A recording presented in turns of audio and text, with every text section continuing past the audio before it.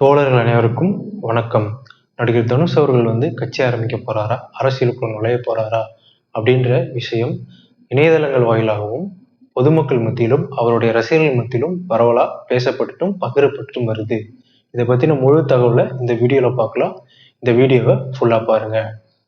முதல்ல நடிப்புத்துறையில இருந்து அரசியலுக்கு வரக்கூடிய நபர்களுடைய பேட்டனை பார்த்தீங்கன்னா ஒரே மாதிரி இருக்கும். இப்போ குறிப்பா நீங்க திரு விஜயகாந்த் அவர்கள் எடுத்துக்கிட்டீங்கன்னா அந்த தான் சார்ந்த நடிப்புத்துறையில உச்சபட்ச நட்சத்திரமாகி அதுக்கப்புறம் அரசியல் ரிலேட்டடான படங்கள் நடிச்சு தன்னுடைய கொடி கட்சி அதை பிரபலப்படுத்தி அதுக்கப்புறம் தன்னுடைய ரசிகர் மன்றத்தை நல்லா கட்டமைச்சு பொறுப்புகள் அப்புறம் நிர்வாகிகள் நல்லா நியமிச்சு அதுக்கப்புறம் அரசியலுக்குள்ள ஆட்சி அதிகாரத்துல போறதை நம்ம பார்த்திருப்போம்.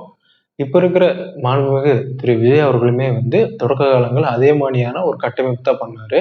அது எப்படின்னா, தொடக்க காலங்கள்ல ரசிகர் மன்றமா இருந்ததை ஒரு அமைப்பாக்கி நிர்வாகிகளை நல்லா நியமிச்சு அது சார்ந்த செயல்பாடுகள் ரசிகர்களை சந்திக்கிறது, அவர்களுக்கான சின்ன சின்ன உதவிகளை வழங்குறது, அதுக்கப்புறமா அது விஜய் மக்கள் இயக்கமா மாறுச்சு. அதுக்கப்புறம் உள்ளாட்சி தேர்தல்கள் எல்லாம் போட்டிட்டு கணிசமான அளவுல வெற்றி பெற்றாங்க. அதன் பிறகு அதவே தமிழக வெற்றி கழகம் அப்படின்னு மாத்தினாரு.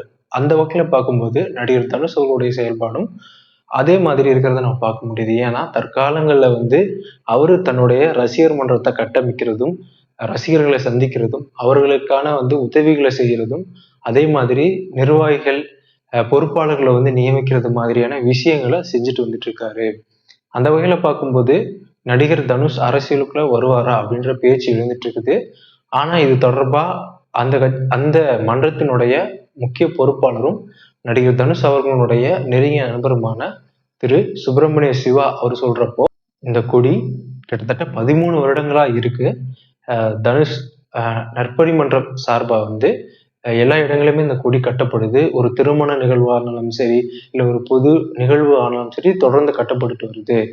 அதனால இது புதிதல்ல. அதே மாதிரி நாங்க நிர்வாகிகளும் புதுசா நியமிக்கும் போது அவர்கள் தங்களுடைய கார்ல இதெல்லாம் கட்டிட்டு போறாங்க அப்படின்னு சொல்றாரு. அதே மாதிரி இப்போ அரசியல் வருகை தனுஷனுடைய இது எப்படி அப்படின்னு கேட்கும்போது அவர் மறுத்திருக்காரு. ஏன்னா தனுஷுக்கு அரசியல் மேல அவ்வளவா இது இல்லை. தொடர்ந்து படங்கள் நடிச்சிருக்காரு. அவருக்கு நிறைய படங்கள் நடிக்கக்கூடிய வேலைகள் அதிகமா இருக்கிறதுனால அவர் அரசியலுக்கு இப்போ தற்பொழுது வரதுக்கான வாய்ப்பு இல்லை அப்படிங்கிறத பத்தி சொல்றாரு.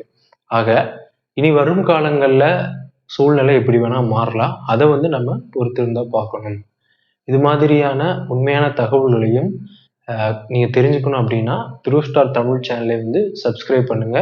அதே மாதிரி தனுஷ் அரசியலுக்கு வந்தா எப்படி இருக்கும் அப்படின்றத கமெண்ட் பண்ணுங்க. நன்றி.